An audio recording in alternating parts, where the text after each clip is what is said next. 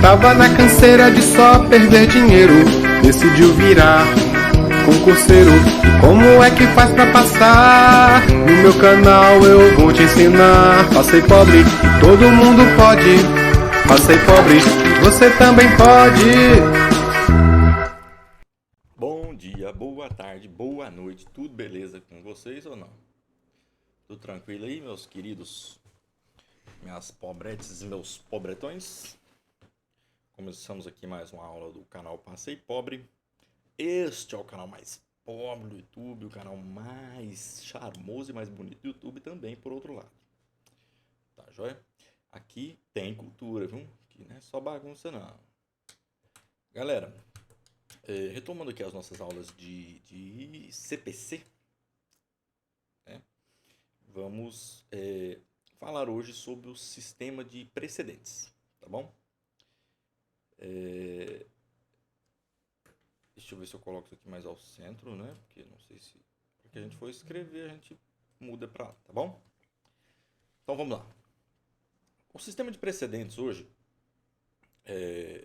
do Código de Processo Civil, ele funciona através de várias premissas, tá certo?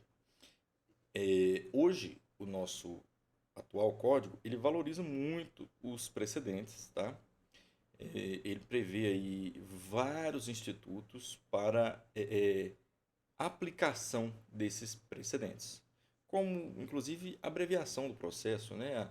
O julgamento antecipado do mérito, em razão de existir precedentes vinculantes, né? E dentre outras situações, tá?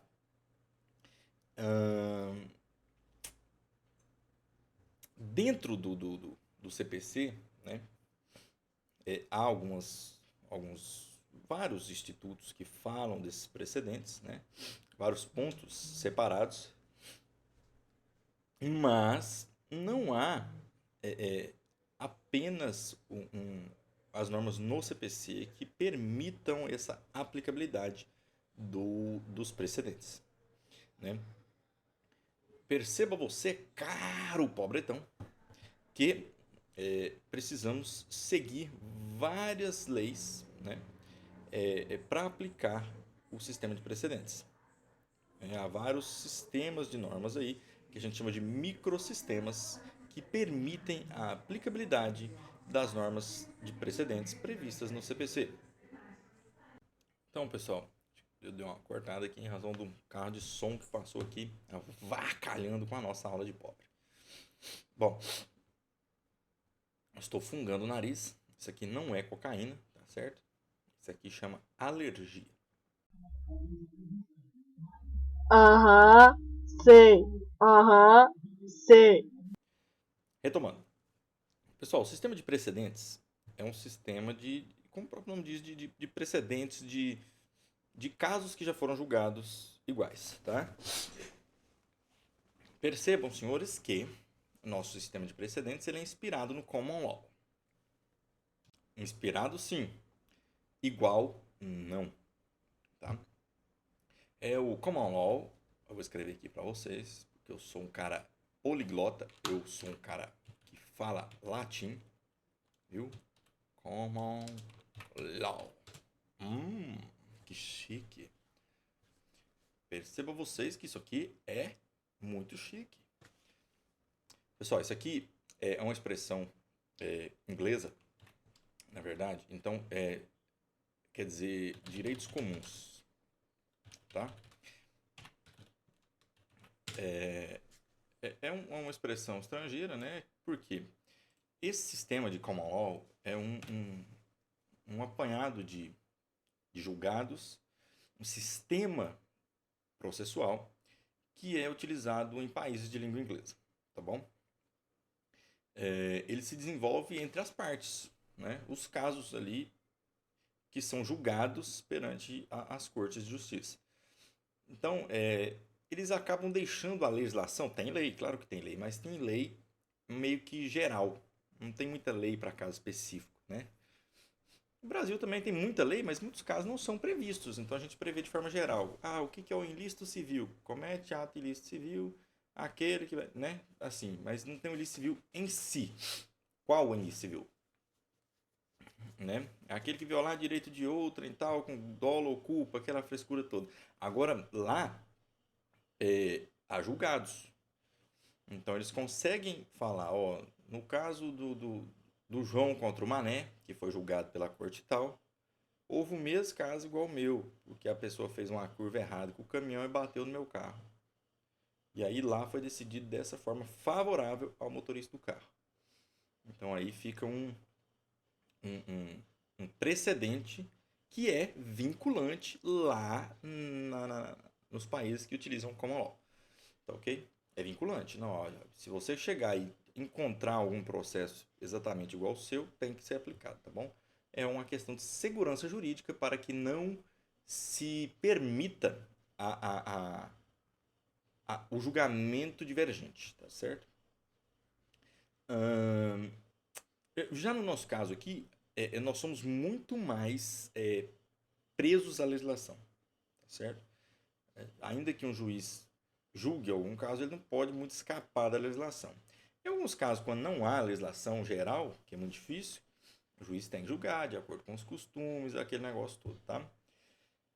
Aquela hierarquia de regras de julgamento, tá certo?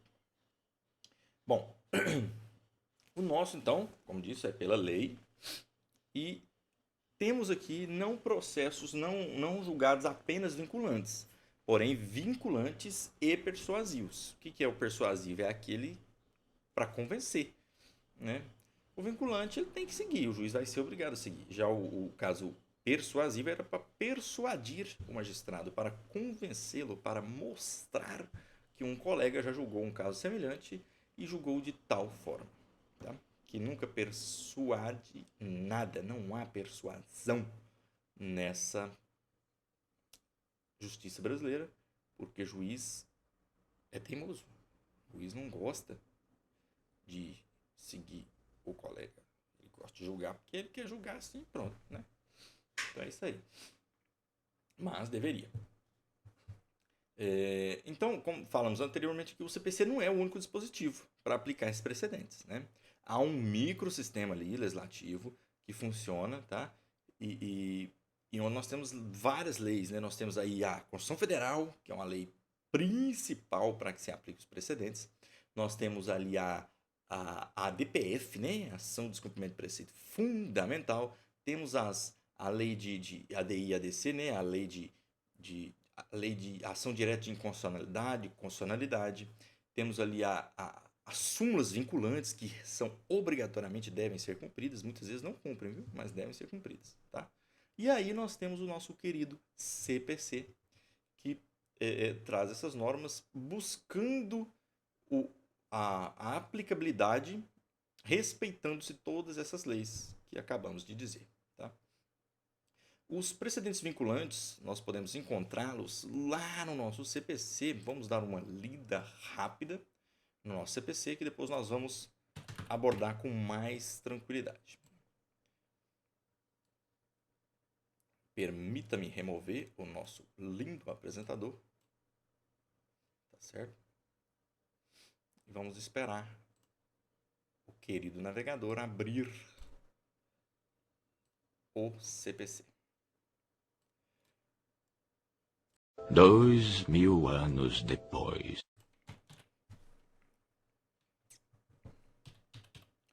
No artigo 927, pessoal, nós temos aqui, ó. Os juízes e os tribunais observarão, eles devem observar, hein? Isso aqui não é conversa fiada, não, tem que observar, viu? As decisões do STF em controle concentrado de constitucionalidade, os enunciados de súmula vinculante, os acórdãos em incidente de assunção de competência ou de resolução de demandas repetitivas e em julgamento de recursos extraordinário e especial repetitivos. Os enunciados ainda das súmulas do STF em matéria constitucional e do STJ em matéria infraconstitucional, abaixo da Constituição. A orientação do plenário ou do órgão especial aos quais estiverem vinculados. Então, o Tribunal de Justiça de São Paulo os juízes que compõem a Justiça de São Paulo devem observar as orientações do plenário ou do órgão especial lá do TJSP. Né? Ó, os juízes e os tribunais observarão os dispostos no artigo 10 e no artigo 489, parágrafo 1º, quando decidirem com fundamento neste artigo. E se ele abre aqui, ó, pra gente... Abre não? Abre não, né? Boneco.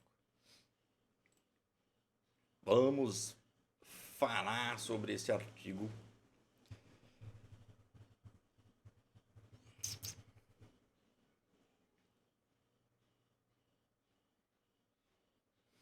É da fundamentação da sentença. Cadê? Não se considera fundamentada qualquer decisão judicial, seja ela interlocutória, sentença ou acórdão, que se limita à indicação ou produção de paráfrase de ato normativo, sem explicar a relação com a causa. Então, ainda que nós precisamos de precedentes, tá certo? Nós precisamos respeitar esses precedentes, a legislação, as súmulas vinculantes. Mas, ainda assim, é preciso observar que o magistrado compare o caso que ele pegou como jurisprudência ou como súmula e aplique ao caso atual. Tá certo? Então, é preciso que ele mostre de forma inequívoca nos autos que o caso se aplica. É exatamente igual ou é parecido, tá? Vamos ver outras situações aqui. A alteração de tese jurídica adotada em enunciado de súmula em julgamento de casos repetitivos poderá ser precedida de audiências públicas e da participação de pessoas, órgãos e entidades que possam contribuir para a rediscussão da tese. Então, aí, vamos fazer uma audiência, a gente pode aceitar aqueles amicus curiae, várias situações aí para poder contribuir para rediscutir a tese. Na hipótese de alteração de jurisprudência dominante do STF, dos tribunais superiores ou daquela oriunda de casos repetitivos, pode haver uma modulação dos efeitos da alteração do interesse social e da segurança jurídica. Essa modulação aqui é muito interessante. Por exemplo, temos aquele caso do FGTS que está para julgar aí. Acho que já decidiram lá que o índice de correção do FGTS não é correção, é um índice morto. Nunca corrigiu, aquilo lá nunca funcionou. Então, o banco bonitão pegou o dinheiro do povo e enfiou no... Então, estão brigando lá para ver qual é o índice que será substituído, usado de substituição da taxa TR. Então, o INPC, o GPM, vamos ver. Então, aí, eventualmente, o STF vai modular essas decisões do país inteiro. Porque se ele mandar pagar todo mundo, ele vai quebrar o banco. Então, ele vai moldar e modular e falar, ó, vai ser pago assim, assim. O banco tem um prazo de 20 anos para apresentar os pagamentos. Ele deve apresentar hoje um plano de pagamento de até 20 anos do pessoal da FGTS, aí pagando por ordem alfabética, por ordem de idade, aí, isso aí eles decidem lá depois. Enfim, é isso aí, tá? Mas, além do 927, nós precisamos observar também o artigo 332, quando da improcedência liminar do pedido. Nas causas que dispensa a fase instrutória, o juiz, independente da citação do réu, vai julgar liminarmente improcedente. Ele vai negar o seu pedido prontamente, quando o pedido for contrário a enunciado de súmula do STF ou do STJ, quando for contrário a acórdão proferido pelo STF ou pelo STJ em julgamento de recurso repetitivo, tá? Não pode ser em qualquer julgado, às vezes uma decisão monocrática, mas em julgamento de recursos repetitivos, ou ainda for contrário a entendimento firmado em incidente de resolução de demandas repetitivas ou de assunção de competência, tá? Ou também ainda o enunciado de súmula do Tribunal de Justiça sobre direito local ali, Então, muitas vezes o enunciado do Tribunal de Justiça do Estado X faz menção a um direito, uma lei estadual específica, tá? Então, ou às vezes até uma lei municipal, é mais concentrado ali, tá? O juiz também pode julgar liminarmente improcedente o pedido se verificar desde logo a ocorrência de decadência e prescrição, tá? Isso aqui não nos interessa, tá bom? Então, a situação aqui é que evidencia o sistema de precedentes, Nós precisamos respeitar o sistema de precedentes, ou estaremos em franca violação legal, tá, joia? Não é muito organizado, tá, pessoal? Então, perceba que aí nós vamos ter que observar várias leis, vamos ter que puxar outras leis para que o sistema de precedentes funcione. Como já falei, vamos lá na CF, vamos na DPF, vamos na ADC, na ADI, na súmula não sei da onde. E você tem que vir puxando essas tranqueiradas todas, encaixar para fazer o sistema de precedentes funcionar, né? A própria legislação ela é muito bagunçada, né? São feitos por pessoas atécnicas, né? Pessoas que não entendem nada de leis, alguns são advogados, né? Ou juízes, sei lá. Outros, a imensa maioria, são representantes do povo, às vezes muito simples. Agora você pensa bem, uma lei elaborada pelo Tiririca, claro, ele tem uma assessoria jurídica ali que acaba readequando, mas ele quer que se faça a lei e acabou porque é aquela lei que ele quer fazer. E aí o corpo jurídico faz uma adequação ali da lei, mas tem que ser feita aquela lei. E aquela lei, por vezes, passa batida, ela viola alguma coisa, ela avacalha com algum tipo de lei, de outra lei, ela cerceia direito, entendeu? Então, o sistema de legislação do país nosso, ele é muito bagunçado, ele é muito amplo. Veja bem, esse dia um vereador do Rio aí fez uma besteira aí, estão acusando ele de ser um vereador ruim, porque ele só, até hoje, há 2 anos, ele só fez umas 20 leis. Meu Deus do céu, gente, para que esse tanto de lei? Vereador, parlamentar não é só para fazer lei, não, é para modificar, é para fiscalizar, é a função principal, né? Então nós temos muitas leis, né, que nem funcionam, né? Então, pessoal, nós precisamos ainda falar com vocês aqui sobre uma relação de diferença ou de identidade entre súmula e precedente.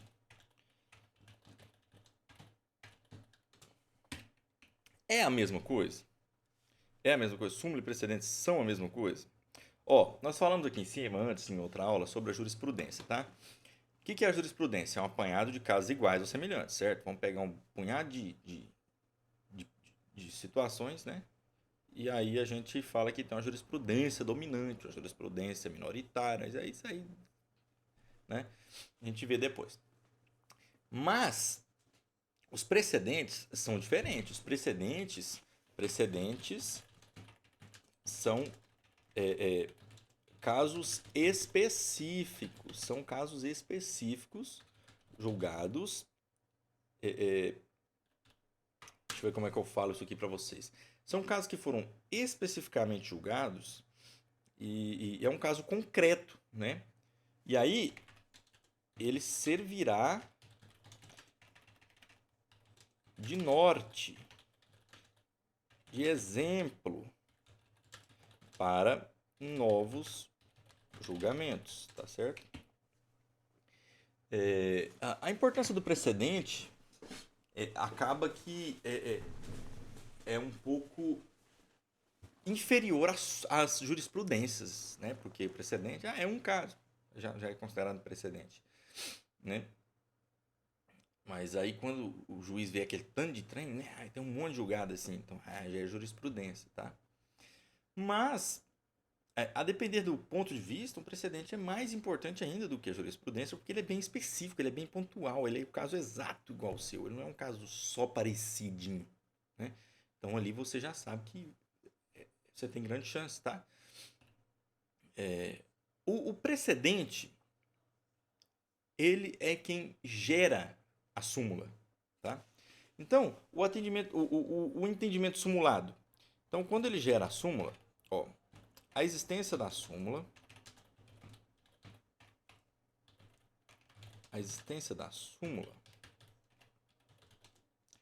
presume um precedente anterior. O caso para virar súmula, ele teve que sair de um precedente. Ele veio de um precedente. Houve um julgado específico que acabou chegando lá em cima e se transformou em súmula. Vamos ver a súmula. Aí a súmula traz um trechinho bem pequenininho, um negocinho, um parágrafozinho. É o verbetezinho da súmula. Mas aqui, ó, a súmula tal diz tal coisa, bem petitinho, né? Mas aquilo ali serve? Só aquilo ali resolve o seu problema? Nós não podemos interpretar a súmula como se fosse uma nova lei. Até porque o judiciário não é para ficar fazendo lei, não. né? Eventualmente acaba fazendo, né? Vive fazendo aí, porque o Brasil é meio bagunçado as coisas, né? Mas não é para fazer, né? Ele tem uma função atípica de legislar ali quando é assunto interno deles. Vamos fazer uma lei interna aqui para poder organizar o sistema de justiça, para poder organizar aqui a nossa prestação jurisdicional, os salários, não sei o quê. Mas eles vivem fazendo lei. Ah, essa lei aí, vou fazer outra aqui agora. Ah, não existe crime de homofobia, agora vou fazer outra aqui. Pode aplicar o racismo, né? Então, enfim, o nosso sistema é meio, né, inovador, vamos falar assim, né? Então, a súmula não pode ser vista como uma lei, como um todo. Ela não é sozinha.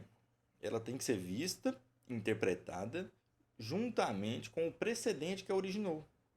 Então, seria interessante que se lesse o caso. Ó, o que gerou essa súmula? Quando você vai, enquanto advogado, enquanto aplicador do direito, você lê essa súmula e, peraí, vamos ver de onde é que ela veio esse negócio aqui, qual foi o caso. E aí você, na hora de você argumentar, você só não cita a súmula, você cita o caso. O caso tal, que gerou a súmula tal, não sei o quê, ele era assim, assim, assim. Tá? É o precedente, o julgado em si, que originou essa súmula. Tá? A súmula é só uma síntese, ela é só um resumozinho do precedente. Né? Então, a súmula hoje, ela é parte do direito de precedentes instalado no CPC 2015. Tá? Alguns doutrinadores falam que não, nós temos um sistema de súmula e um sistema de precedentes. É separado, né? Mas eu entendo que aí estaríamos permitindo ao judiciário que avacalhe com toda a situação, que faça o que quiser. Né? E ainda que a súmula saiu da cabeça dele de algum lugar. Não, a súmula... O judiciário não tem que ser provocado? O judiciário não tem o princípio da inércia? Ele não acorda cedo, eu vou fazer uma súmula aqui, que eu não estou fazendo nada mesmo, eu vou fazer uma súmula. Não. Chega um caso lá, e chega outro caso, aí vai chegando caso, não sei o quê. Aí até que pega um caso específico, né? Que tá, não, peraí, vamos organizar isso aqui que tá virando bagunça. E aí, daquele precedente, sai a súmula, tá certo? Então, pessoal, a gente não pode ficar falando que a súmula é lei, que a súmula é isso, é aquilo. Não, mas o precedente gerou a súmula. Porque veja só, tem uma súmula do STJ, a súmula 88 do STJ, ela diz que admite-se os embargos infringentes no processo falimentar. Tá certo? Tá escrito lá. É algo assim, né? Ou são admitidos os embargos infringentes no processo falimentar. Pois bem, o que acontece? Essa súmula serve para alguma coisa hoje? Depois do fim dos embargos infringentes, a gente sabe que ela foi feita no CPC antigo, né? No CPC anterior, e no CPC atual há essa utilidade dessa súmula? Não se aplica mais. Alguns podem falar, não, ela não se aplica mais em razão de não existir mais esse instituto de embargo de infringência. Certo? O pessoal ligando aqui, atrapalhando a aula. Então, gente, teoricamente não existiria mais utilidade para essa súmula, considerando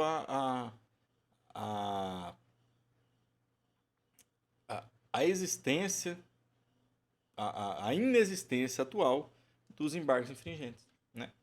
Mas essa súmula tem perfeita aplicabilidade, porque nós não podemos ignorar o precedente que a originou. Qual foi o precedente? Uma parte entrou, né, com embargo de infringência no processo de falência. Né?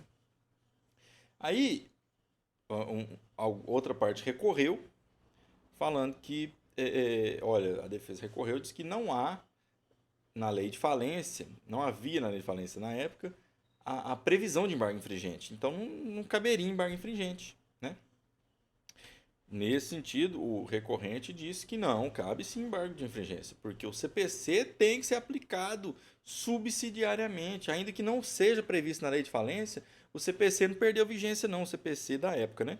Ele deve ser aplicado subsidiariamente, tá? Então a tese não é que cabe embargo de infringência no processo de falência. Não. A tese é que o CPC se aplica subsidiariamente aos processos de falência. Então, se ainda existe processo falimentar, ainda existe CPC, a súmula não perde eficácia em razão ela perde eficácia o verbete, porque ela foi errada. O texto dela foi errado. Né? O texto dela foi muito específico. Se o texto dela tivesse escrito lá assim, aplique-se o CPC de forma subsidiária à lei de falência, ela estaria plenamente vigente, né? Sem discussão nesse sentido. Mas por uma vacilada deles, o que aconteceu a vacilada deles? Eles simplesmente colocaram que é cabível o embargo infringente no processo alimentar. Né? Mas se a gente analisar o precedente que originou a súmula e todo o texto dela, aí nós vamos saber que se aplica sim, porque na verdade não é isso que estava sendo alegado. A essência da alegação é que a súmula a súmula errou, mas a essência da alegação é de que o CPC se aplica subsidiariamente à lei de falência. Ok? O nosso querido computador reiniciou mais uma vez, fazendo a gente se lascar. Bom, eu acho que aqui, pessoal, nós vamos agora falar sobre a criação do sistema de precedentes, né? Veja bem, o sistema de precedentes foi desenvolvido com base em algumas necessidades que eram caras à sociedade, tá? Primeiramente, nós temos, vamos reabrir aqui o nosso rascunho de aulas, né? Porque esse danado desse computador desligou, acho que nem salvou o que eu tinha escrito mais acima. Vamos verificar aqui, só um instante.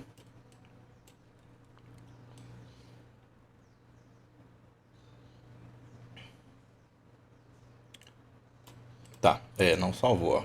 Olha que absurdo, ó. Salvou todo errado, né? Bom, nós já vimos falado, eu não vou voltar para escrever isso aqui, vamos continuar de onde paramos, tá? Então, pessoal, nós precisamos observar algumas necessidades que foram feitas para que existisse esse sistema de precedentes. Tá? Segurança jurídica é o principal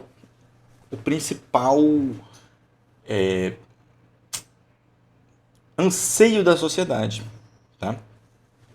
Porque com a segurança jurídica é possível que as decisões judiciais sejam previsíveis. Né? Bom, teoricamente seriam previsíveis. As nossas aulas, vocês já sabem, são sempre dotadas de certa crítica, tá? Então, se respeitassem os precedentes, as decisões judiciais deveriam ser previsíveis. Mas sabemos que não são. Por isso é vedado ao advogado dar ganho de causa, falar que a causa é ganha, tá? Porque absurdamente cada juiz pensa de um jeito, você chega lá em cima no STF, é pior ainda, se cai numa turma, um concede, o outro não concede, então é para acabar com o piqui do Goiás. Mas a intenção era segurança jurídica, tá? Porque, teoricamente, os precedentes são fontes do direito, tá? E deveriam ser enquadrados ali como fontes primárias do direito, né? Porque, veja, deveria servir ainda de baliza moral para a sociedade, de baliza de como se portar.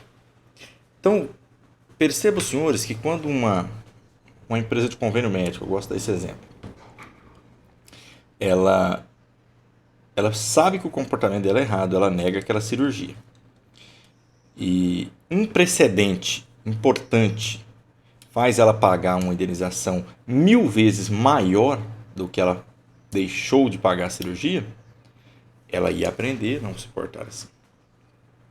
Seria ali a materialização concreta do Instituto do Dano Moral. com todos os seus objetivos, qual seja a reparação do dano, a reparação integral do dano, né? O caráter pedagógico, ensinar, né? E punir, tá? Mas sabemos então que os precedentes servem também como bases para coisas ruins. Veja, senhores, que o dano moral é falido nesse país. Então, o seu pai morre com uma falha do convênio, na cara de pau, eles falam que é isso aí mesmo que acontece, porque eles sabem que a indenização é ridícula, você vai ganhar 50 mil. Tá? Recentemente houve um caso em que a parte entrou com ação pedindo um tratamento médico de 4 mil reais lá, tal, um equipamento para a saúde, e não foi atendido. Né? O convênio, sob pena de multa de R$ 1.000, recebeu a liminar. Adivinha se ele fez? Não fez. Deixou chegar a 400 e tantos mil reais. O cara já até morreu, né? E aí, na cara de pau, no cinismo, eles entraram lá e falaram: não, a multa não pode ser tão maior do que a obrigação principal. Pedindo ao STJ que mude, porque não pode ser tão maior do que a obrigação principal. A obrigação era 4, vou pagar 400 mil. Né? Depois de deixar o cara 5 anos enrolando, não morreu e tal. Mas por que eles fazem isso? Porque eles sabem que compensa. Veja bem, o cara estava com câncer, o cara estava lascado, o cara ia dar um gasto. O tratamento, eles fazem um cálculo de risco. Ó, se a gente der esse equipamento de 4 mil reais para esse cara, não vai ficar só nisso, não. Nós vamos salvar a vida dele agora. Vamos evitar que ele morra em 2 meses. E pior, nós vamos prolongar a vida dele por 2 anos. Nesses 2 anos, o gasto que ele vai dar com o convênio vai ser aproximadamente de R$ 1 milhão. R$ 1 milhão em 2 anos. Em 1 ano, 2 anos e tal. Ó, nós vamos gastar R$ 1 milhão por 2 anos com esse cara. Se a gente deixar o processo correr, o prazo máximo aí tá, vai enrolando. É melhor pagar 400 mil lá na frente do que 2 milhões de custas de tratamento em 2 anos, tá? Mas eles ainda calculam mais do que isso. Eles sabem que não vão pagar os 400, que eles vão alegar que o valor é muito superior às indenizações por morte dos precedentes anteriores. Aí vão sair bonitinho rindo, pagando de 50 a 100 mil reais, enquanto gastaria 2 milhões. Risco calculado. Então, esses são as funções dos precedentes que têm sido deturpadas em território nacional. Tá bom? Outra situação seria, então, a isonomia, que faz parte da segurança jurídica. Essa segurança jurídica, não só da previsibilidade das decisões, ela garante que haja uma isonomia no sentido de não haja decisões conflitantes. O seu Zé entrou com a ação contra aquela empresa lá, e mesmo caso igualzinho o meu de como é que chama aquele negócio de insalubridade, e o ambiente que eu trabalhava era igual, mas caiu numa vara, ele ganhou, eu perdi. Como é que pode isso aí? Isso aí a gente tenta se evitar. Por isso, os precedentes deveriam causar essa isonomia também, tá? Também há uma necessidade, a criação também houve essa criação pela necessidade da dificuldade de análise de casos repetitivos. A justiça ainda não é comunicada, não é interligada. O tribunal daqui não é o de lá, o tribunal tem o especial, tem o TRF. É uma bagunça tão danada que na própria justiça da comarca, por vezes, o juiz deixa de conhecer de alguma situação idêntica que estava no juizado especial, ele não consegue passar para a justiça comum, porque ele sequer sabe da existência daquele processo. Entendeu? Ele tem que ser específico na procura. Vou procurar o processo assim, assim, naquele lugar. Entendeu? Nós não temos um sistema, um software inteligente que demande e apresente e fale. Ó, aqui no PJE, que é o sistema da justiça, normalmente em alguns estados aí, né? Tem alguns diferem um pouco, né? No São Paulo temos o ESAGE, aí lá no Paraná tem aquele Projude, né? Então, alguns são diferentes, mas enfim, o sistema, não há um sistema que alerte o magistrado, que fique vermelhinho a tarjeta vermelha, olha, tem tantos mil julgados idênticos, ou melhor, deveria ser melhor. Ó, nesta vara há 38 casos iguais. Ele pode julgar tudo em bloco, mas não acontece. Por isso a prestação jurisdicional é muito demorada. Ele tem que analisar caso a caso situações que são iguais. Nós temos aí mais de 100 milhões de processos, enquanto quase 80% deles são iguais. Poderiam ser resolvidos numa canetada só. Tá certo? Aí entra aquela reclamação, mas não pode ser Ctrl-C, Ctrl-V, tem que ser análise específica, aí vai só avacalhando com tudo, né? Esse precedente, ele é o responsável, cara, por gerar jurisprudências, né? Que é o coletivo de precedentes, né? Então, ali naquele estado, todos os processos de determinado assunto têm esse desfecho. Então você já sabe o que vai acontecer. Você evita de levar ao judiciário demandas aventurosas, alguns falam, ou de risco.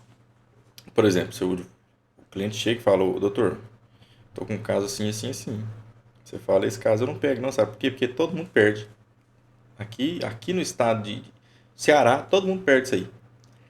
O que também é errado, porque o cara perde no Ceará, mas ele pega um comprovante de endereço do Piauí e entra no Piauí. Né? Então isso aí precisava mudar, devia ter uma interligação nacional desses julgados. Não se quer, em momento algum aqui, uma crítica para o engessamento do Poder Judiciário e julgamento às cegas robotizado. Não é isso. Mas que casos análogos, casos semelhantes ou casos idênticos tenham o mesmo desfecho. Né? O sistema de precedentes, quando a sua criação no Common Law, foi criado por Frederick Schauer. Frederick Schauer já dizia que os precedentes não foram criados por ele em si, ele só fez um sistema de precedentes legais, mas que isso aí é nato nosso, né? Isso está no ser humano, isso está intrínseco nas pessoas. E é a pura realidade. Você, às vezes, quando criança, deixa eu ver um exemplo. Você que tem irmãzinha, né?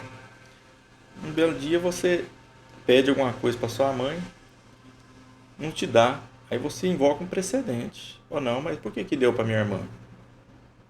Né? Por que deu para mim? Por que ela pode ou não posso?